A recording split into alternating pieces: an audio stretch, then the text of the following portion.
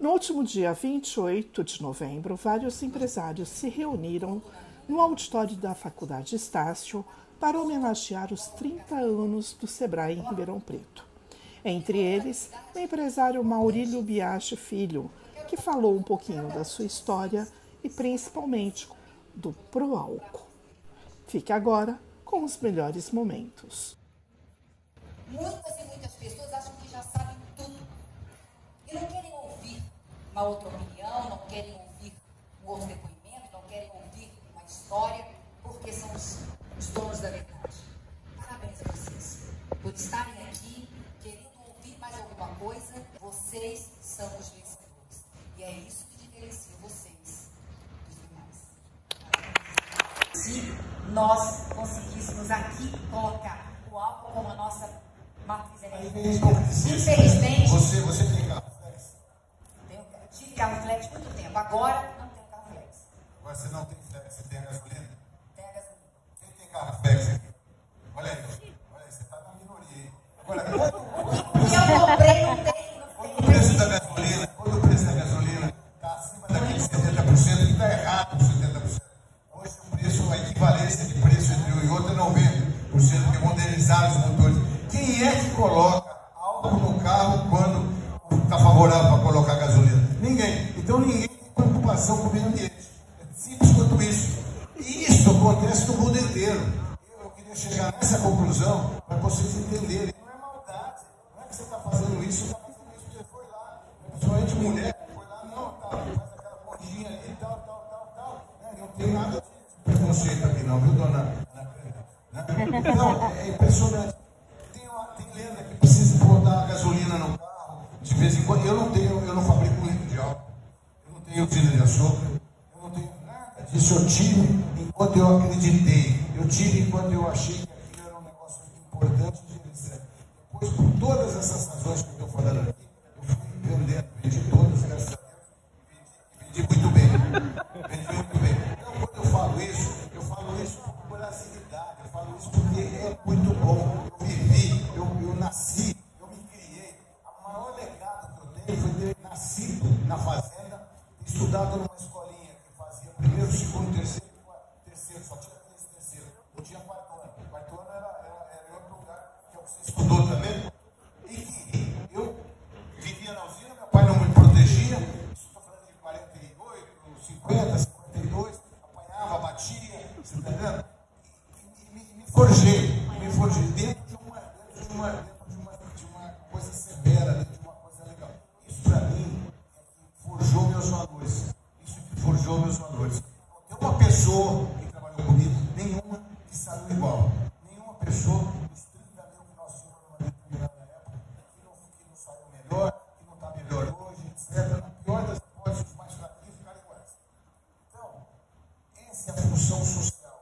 Isso aqui no Brasil, e não esse negócio do 3G, espreme até sair o sumo. Né? Isso não é humano, não está certo isso. Né? As lideranças brasileiras é uma briga de egos, é uma coisa impressionante. Eu estou no serviço, eu falo isso, 81 anos, eu sempre liderei, nunca quis ser presidente de uma entidade, nunca quis ser. Fui em algumas entidades, em alguns momentos. Quando meu pai morreu em 78, eu nunca quis ser presidente de nenhuma das nossas companhias. Trouxe gente de fora. O Zé, todo mundo é uma coisa impressionante. Você pega uma agricultura brasileira. O Brasil tem 10 bilhões de pés de café. Aqui nessa sala, ninguém sabe disso. 10 bilhões de pés de café, você tem um pé em qualquer coisa para cada habitante da terra. O Brasil tem um pé de café para cada habitante, mais um pé de café para cada habitante do mundo. E tem aqui, você lembra quando eu preciso fazer uma conta de 500, 600, 1000 peças de café para cada brasileiro. Né? Pé de café é uma árvore. O Papa até foi embora, que eu contei essa história antes, vocês não foram. Eu estou aqui, viu, doutor? Eu olhei para ele logo. Agora eu vi a voz dele. Cada pé de café é uma árvore que faz fotossíntese, que capta carbono, etc. O mundo tinha que pagar para o Brasil, só de captação de CO2, para o Brasil, uma fortuna que agora estão cobrando. É impressionante. O que é isso? Falta de liderança, falta de capacidade de se apresentar ao mundo. É uma coisa. Você pega a Amazônia, a maior vergonha existe na Amazônia de ONGs. Tem mais ONG na Amazônia do que as ONGs do mundo inteiro. Impressionante. Então, gente, nós temos coisas para conversar. A sociedade brasileira é impressionante. Também sobre o Paulo, do seu Sebrae, que é uma das coisas que funciona bem no Brasil. Tem uma equipe, cuida de ensino, cuida de treinamento, cuida de tanta coisa importante que nós estamos precisando no Brasil. Para vocês, porque nasceu aqui nessa região e a maioria das pessoas hoje não sabem mais. Em 1973, mais ou menos, nós começamos a trabalhar, quando eu digo nós, quem? Doutor Lamartine Navarro, que trabalhava com petróleo, não trabalhava com agricultura, não tinha nada, trabalhava na Ligue Gás em São Paulo, Peri Eagle, era uma empresa enorme. Ele fez um projeto e trouxe esse projeto para o meu pai dar uma olhada e verificar, levou esse projeto para algumas outras pessoas, e o projeto se chamava Fotossíntese como Fonte Energética. Muito bem. Esse projeto andou por aí, veio para lá, para cá, e todo mundo achou ótimo o projeto. Meu pai ficou 3 anos pensando, porque ele tinha um conflito de interesse. Meu pai era ético, aprendiz, no peso. Né? Meu avô, vocês imaginam como é que era, sabe aquelas pessoas críticas que funcionam, tal. Então, eu fui criado assim.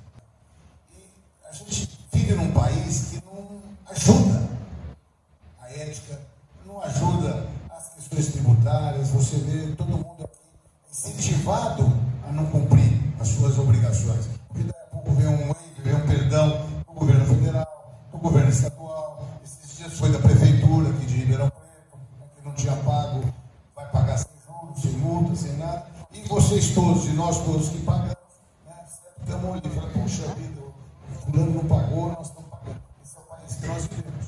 É assim, faz tempo.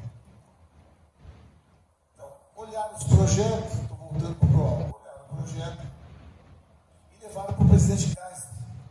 O presidente Geisel tinha sido presidente da Petrobras, antes de ser presidente do Brasil, levaram para ele, entregaram o projeto para ele, pediu, ele olhou, ele entendia do assunto, tinha opinião, eu fui junto para entregar o projeto, eu era mascote, e ele pediu um tempo, porque ele queria analisar o projeto melhor, etc. Falou, mas isso aqui está muito, parece que faz sentido. Daí, um ano mais ou menos, nós fomos chamados lá, e o projeto estava aprovado, e ele promulgou o Programa Nacional do Álcool. O único programa privado no Brasil que deu resultado. Não tem pró-carvão, pró não sei o quê, nenhum funcionou.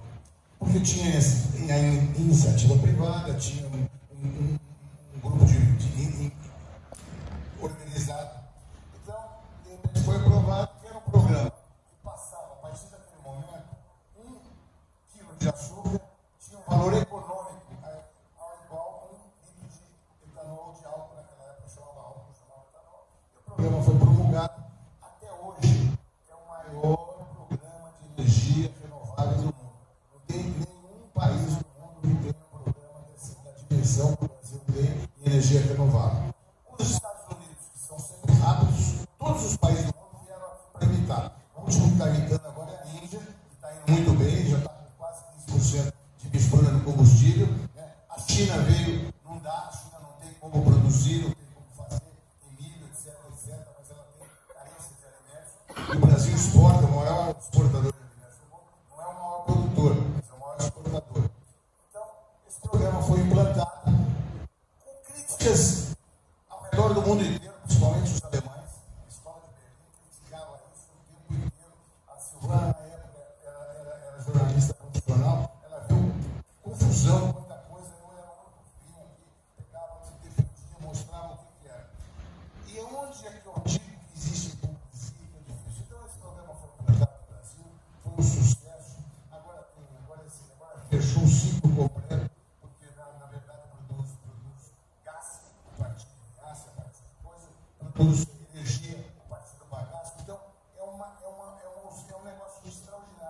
cana é o melhor produto que tem fotossíntese. Agora, com o hidrogênio, o álcool é hidrogênio de balde. O álcool é de onde vão fazer todo o hidrogênio aqui necessário para o Brasil, e o outro hidrogênio que tem que fazer da hidrólise da água. Mas, por enquanto, o mais econômico, o mais barato, o mais do álcool. Então, esse programa foi implantado. E onde que nós pegamos depois? Nós pegamos, por isso é que eu digo para vocês que é um programa econômico. Se o mundo quisesse realmente substituir seus combustíveis, tinha que haver um aumento enorme de preços de combustível e para substituir, porque não tem nada mais barato que o petróleo. Não tem nada mais barato que o petróleo. O etanol não é. Então, vocês vejam por vocês, vocês, quem tem carro flex, no começo era carro álcool. Esse carro álcool, em 1979, vocês todos noticiaram isso, em 1989, desculpa, faltou álcool. Vocês acreditam que só aqui nessa região tinha 300 milhões de litros de álcool estocado nas usinas, e nos postos aqui não tinha, porque foi uma pressão econômica da Petrobras, que tinha nos chamado lá, porque 97% dos carros produzidos naquela época, com aquele carro ruim a etanol, que não tinha ainda injeção eletrônica, era ruim, o motor era ruim, o carro, 97% dos brasileiros compravam carro naquela época. De repente faltou, se foi para o posto, não tinha, faltava aqui, de repente tinha aqui, faltava em Manaus, assim foi super, porque energia é poder no mundo inteiro. E o agricultor está acostumado com outro tipo de.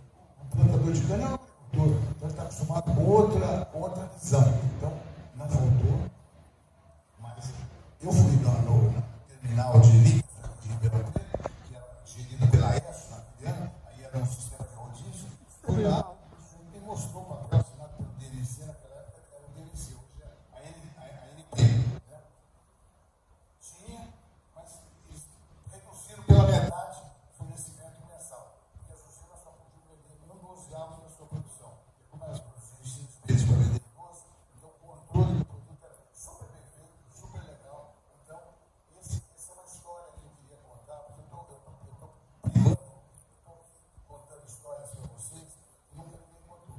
Isso aqui, não tem um cineiro que não acha que faltou algo. Eles não tiveram coragem.